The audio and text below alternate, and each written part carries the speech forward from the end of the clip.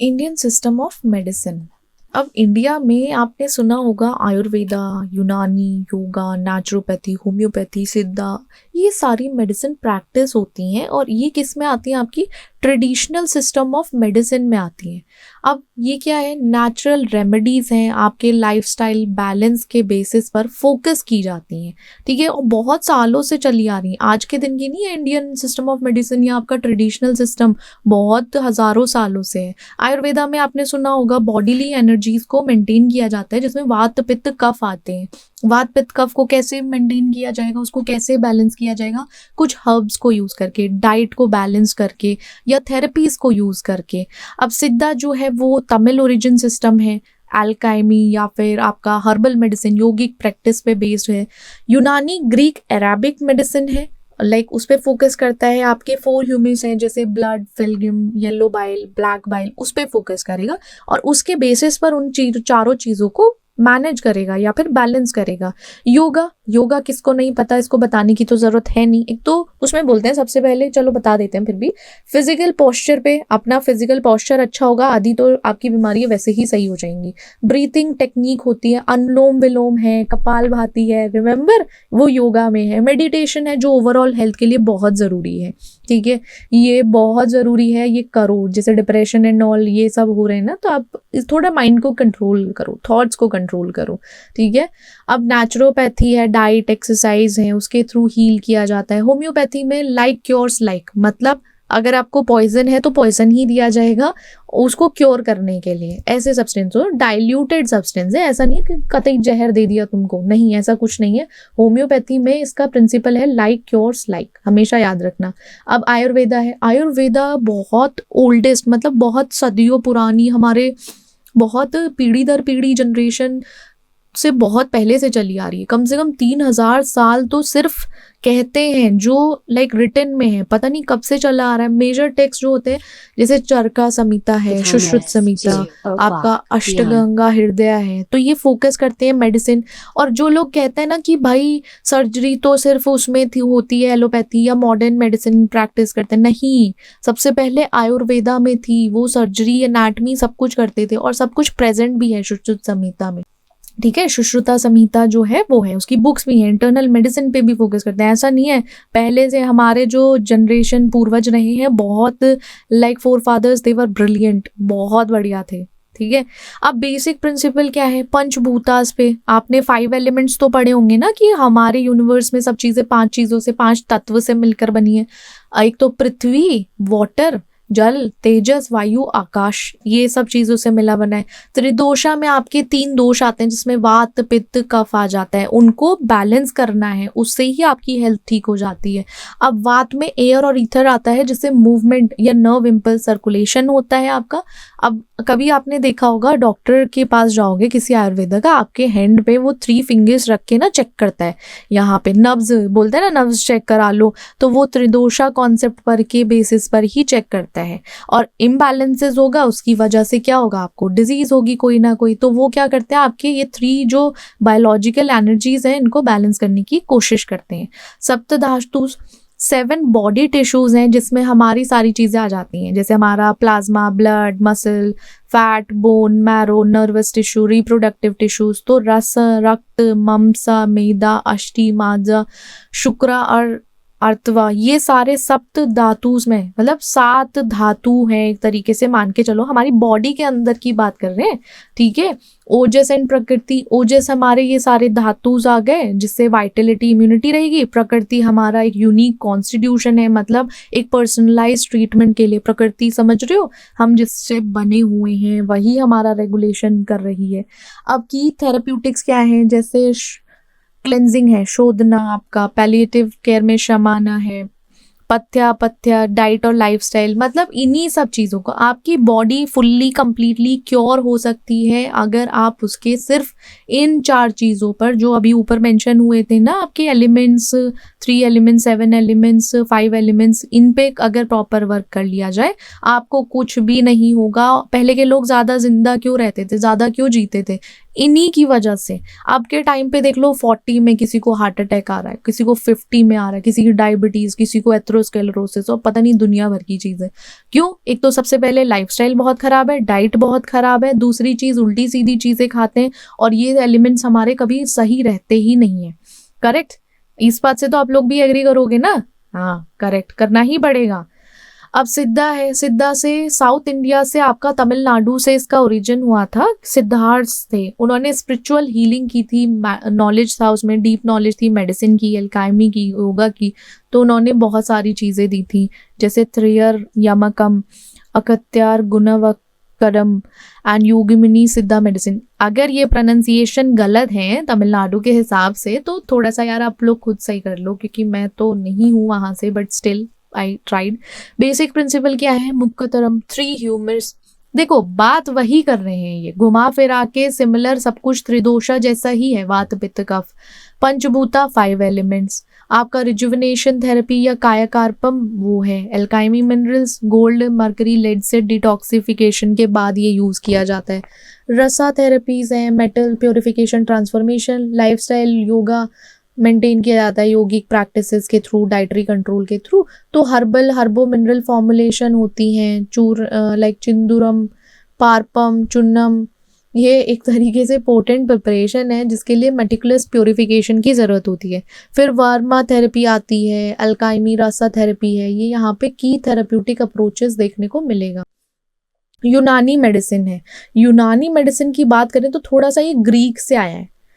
कहाँ से मिला है? ये आपको ग्रीक से, आयोनियन ओरिजिन है, हिपोक्रेट्स हैं, जो हिपोक्रेट्स था, गैलन, अरेबिक, पर्शियन, उन लोगों ने मेडिकल ट्रेडिशन के बेसिस पर इसको यूनानी को लेकर आए थे, ठीक है। और बाद में डेवलप होने के बाद बहुत सारी चीज़ें लिखी हुई हैं, जब ये सब फर्दर डेवलप्ड हुआ, कब? जो इस्लामिक स्कॉलर्स थे ना, पहले ही चुका था, ठीक है, ग्रीक से, बट क्या हुआ फिर उसके बाद उन्होंने डेवलप किया, it's not because of them, ठीक है। अराइव हुआ इंडिया में 12th सेंचुरी में, फिर ये फ्लोरिश, जो फैलना शुरू हुआ वो मुस्लिम रूल्स के अंडर था, तो उसकी वजह से अब ये बोलते हैं कि वहाँ से आया, but it's not like that, ठीक है। बेसिक प्रिंसिपल 4 ह्यूमर थेरेपी जो हैं आपके, ब्लड फेल्गम, सेम वही चीज़ें हैं, कुछ अलग नहीं है। आपकी बॉडी में जो चेंजेस हैं, आपकी बॉडी में जो चीज़ें प्रेजेंट हैं, उन्हीं को अप एंड डाउन बैलेंस करके ही सब कुछ किया जाता है। 6 एसेंशियल फैक्टर्स लाइफस्टाइल मैनेज करने के लिए ज़रूरी हैं, वही यूनानी में है। देन आपका डाइटोथेरेपी, फार्माकोथेरेपी, रेजिमेंटल थेरेपीज आती हैं, इल्ज़बिल गिज़ा, इल्ज़बिल दवा, इल्ज़बिल तदबीर, हाँ ये सब चीज़ें हैं, ओके। होम्योपैथी जो था वो किसने फाउंड किया था? डॉक्टर सैमुअल हैनमन ने। वो जर्मनी से आए थे, 1755 से 1843 के बीच में उन्होंने इसको फाउंड किया था होम्योपैथी का। 19th सेंचुरी में इसको इंडिया में पॉपुलैरिटी मिलनी शुरू हुई, फिर इसको रिकॉग्नाइज किया गया। तो उनका बेसिक प्रिंसिपल था कि लॉ ऑफ सिमिलर्स, मतलब सिमिलिया सिमिलिबस क्यूरेंटर, ठीक है, यही इनका जर्मन में इन्होंने बोला था, सिमिलिया सिमिलिबस क्यूरेंटर, मतलब law of similar, like cures like, ठीक है। उनका सिम्टम था कि क्योर सिक सिम्टम या सिक जो पर्सन है उसके जैसा ही होना चाहिए, तभी क्योर कर पाएगा, तो डाइल्यूट फॉर्म में उस चीज़ को यूज़ करने लगे। पोटेनाइजेशन है आपका, डायनामाइजेशन, डाइल्यूशन किया गया, पेशेंट्स का टोटल सिम्टम्स को पिक्चर करके उसके बेस पे ट्रीटमेंट बनाया गया, मिनिमम डोज रखी गई, बहुत ही डाइल्यूटेड डोज है। ऐसा नहीं है कि अगर जहर को जहर से ही जहर को काटता है, वो होम्योपैथी का ही एक है, ठीक है। अब गर्मियों में, जैसे अब गर्मियाँ आने वाली हैं, तो चाय पीकर ही सही होगा, ठीक है, ये समझो। अब सिंगल रेमेडियल अप्रोच है, इसमें कॉन्स्टिट्यूशनल ट्रीटमेंट चलते हैं कि ओवरऑल उसकी हेल्थ को कंसिडर करके लॉन्ग टर्म ट्रीटमेंट। होम्योपैथी में हमेशा याद रखना लॉन्ग टर्म ट्रीटमेंट है, बट क्योर हो जाता है, ठीक हो जाता है। अब प्रिपरेशन, स्टैंडर्डाइजेशन आयुर्वेदिक फॉर्मूलाज की किस तरीके से हैं, जैसे आरिष्टस, आसवास हैं, तो आसवा वो फर्मेंटेड लिक्विड प्रिपरेशन, उनको फर्मेंट किया गया है। आपके जैसे फ्रेश हर्बल जूसेस थे या फिर वाटरी एक्सट्रैक्ट था, बॉयल नहीं किया गया है। आसवा को आसव, आसवा जो सुना होगा आपने, अरिष्टा, आसव, तो वो इनसे होते हैं। एक तरीके से फर्मेंटेड लिक्विड फॉर्मुलेशन है, इसमें बॉइलिंग नहीं होगी। बिना बॉइलिंग के इन हर्बल जूसेस को रख के प्रिपेयर किया जाता है। फिर इसमें बट अरिस्टा में स्टार्ट होता है डिकॉक्शन, बॉईल किया जाएगा हर्ब्स को, फिर उसको सब्सिक्वेंटली फर्मेंट किया जाएगा। डिकॉक्शन या इन्फ्यूजन मेथड यूज होता है अरिस्टाज में। इसमें याद रखो अरिस्टाज में सबसे पहले बॉइलिंग का कॉन्सेप्ट है, या तो बॉईल करके पानी में भिगो दो या पानी में डाल के बॉईल कर दो, यही डिकॉक्शन और इन्फ्यूजन है। आसपास का फ्रेश जूस यूज करके वहाँ पे बॉइलिंग स्टेप नहीं यूज करते, बॉइलिंग स्टेप को मिक्स हटा देते हैं। फिर कोई स्वीटनर ऐड कर दो जिसकी वजह से वो फर्मेंटेशन होना शुरू होगा आपके माइक्रो ऑर्गेनिज्म के थ्रू। फिर फर्मेंटेशन होने के बाद आप उसको थोड़ा सा सील पैक करके थोड़ा गर्म जगह पे रख दो कुछ पर्टिकुलर टाइम पीरियड के लिए, हफ्तों के लिए, जिससे फर्मेंटेशन प्रोसेस पूरा हो सके। नेचुरल है सब कुछ, यहाँ पे कुछ ऐड ऑन नहीं हो रहा, ये सारा नेचुरल प्रोसेस है। फिर फिल्ट्रेशन के बाद उस लिक्विड को, जो भी सॉलिड सब्सटेंस है उसको हटा दिया जाएगा और जो लिक्विड है उसको अलग कर लिया जाएगा। फिर उसको मैचुरेशन में जाना पड़ेगा जिससे कि टेस्ट और थेरेप्यूटिक पोटेंसी जो है वो बढ़ सके। स्टैंडर्डाइजेशन में ऑर्गेनोलेप्टिक इवैल्यूएशन चलता है, जैसे कलर, अरोमा, टेस्ट सब कुछ सही है या नहीं, अल्कोहल कंटेंट उसमें प्रॉपर है, पीएच या फाइटोकेमिकल प्रोफाइलिंग, ये सब इसलिए किया जाता है कि एक प्रॉपर स्टैंडर्ड मेंटेन रहे। फिर गुटिका पिल्स, ठीक है, पिल्स गोलियां होती हैं, टैबलेट्स होती हैं ना, उनके एक या एक से ज़्यादा पाउडर हर्ब्स को साथ में मिला के, और एडेसिव क्या रहेगा, या तो हनी, जैगरी, गम रहेगा, उसको मिला के और ऐसी पिल्स बना ली जाती हैं। अब पाउडरिंग का एक तरीके से आपको हर्ब्स को ट्राई करना है, फिर फाइनली उसको पाउडर फॉर्म में या चूर्णा फॉर्म में। देखो इसमें क्या होता है, कुछ चीज़ें तो चूर्णा फॉर्म में ली जा सकती हैं, कुछ चीज़ों को कन्वर्ट कर दिया जाता है टैबलेट या फिर आपका पिल्स फॉर्म में। फिर मिक्सिंग करेंगे, उसको मिक्स करने के बाद बाइंड करेंगे, शेप करके उसको ड्राई कर देंगे। इस तरीके से नॉर्मल प्रोसेस चलता है। पहले के टाइम पे जो टैबलेट थी वो ऐसे बनती थी। उस टाइम पे इतना नहीं था, मशीनरी वगैरह नहीं होती थी, तो क्या होता था, घर पे ही इसी प्रोसेस के थ्रू वो प्रिपेयर कर लेते थे। मशीन बाद में आई है, बट ऐसे ही चल जाता था काम। स्टैंडर्डाइजेशन को वेट वेरिएशन होता था, थोड़ा सा स्पेसिफिक होना चाहिए, डिसइंटीग्रेशन टाइम प्रॉपरली वो बॉडी में जाके ब्रेक हो जाए, ऐसे एक्टिव इंग्रेडिएंट का होना ज़रूरी था। फिर आते हैं आपके चूर्णा मतलब आपकी हर्ब है वो पाउडर फॉर्म में है, या 2-3 आपके कोई भी मल्टीपल या पाउडर इंग्रेडिएंट्स हैं, उनको साथ में मिला के चूरन बना लो। ठीक है, चूरन सुना ही होगा आपने, बहुत सारी चूरन आती है। हींगवाष्टक चूरन के बारे में आपने सुना होगा, और 1-2 और हैं बहुत सारी। वैसे ऑलमोस्ट सबने सुना होगा इसके बारे में। चूर्णा आयुर्वेदा से कौन नहीं वाकिफ है, इस टाइम पर सबको पता है, सब जानते हैं। पहले सिलेक्शन क्लीनिंग होगी हर्ब्स की, नॉर्मल प्रोसेस है, उसको क्लीन किया जाएगा। कोई भी अगर आउटसाइड मैटर है उसको क्लीन करेंगे। फिर उसकी ड्राइंग की जाएगी, या तो शेड ड्राइंग हो या सन ड्राइंग, मैकेनिकल ड्राइंग, जिससे कि मॉइस्चर लेवल उसको सेव कर सके। देन आपका पुल्वराइजेशन या ग्राइंडिंग की जाएगी, फिर उसको ब्लेंड कर लिया जाएगा जिससे प्रॉपरली वो मिक्स हो सके। देन आप एक प्रॉपर स्टोरेज कंडीशन होनी चाहिए। देखो स्टोरेज कंडीशन में उसको मॉइस्चर से तो दूर रखना ही रखना है, क्योंकि चूरन ना खराब हो जाते हैं प्रॉपर, वो ज़रा सा मॉइस्चर लगा तो चिपक जाएंगे। माइक्रोबियल ग्रोथ या फोटो डिग्रेडेशन से अवॉइड करना है। फिर आपका स्टैंडर्डाइजेशन में पार्टिकल साइज कितना रखना है, मॉइस्चर कंटेंट क्या होना चाहिए, आपका एक्टिव मार्कर कंपाउंड किस तरीके से कंफर्म करता है पोटेंसी के लिए सही है या नहीं।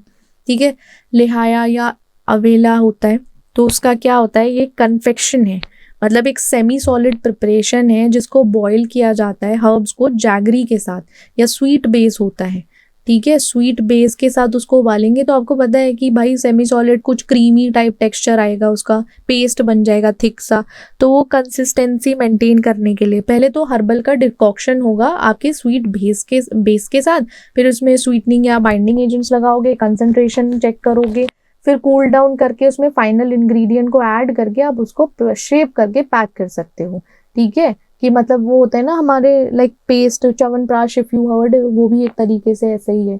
अब स्टैंडर्डाइजेशन, कंसिस्टेंसी, वाटर का कंटेंट ज़्यादा ना हो, पता चला वो ज़्यादा पतला हो गया, ज़्यादा गाढ़ा हो गया, तो कंसिस्टेंसी होनी चाहिए। माइक्रोबियल लिमिट्स होनी चाहिए, मतलब उससे फ्री फ्रॉम पैथोजन रहना चाहिए। हाई मॉइस्चर से एक कंपैरेटिवली उसको सही से रखना है।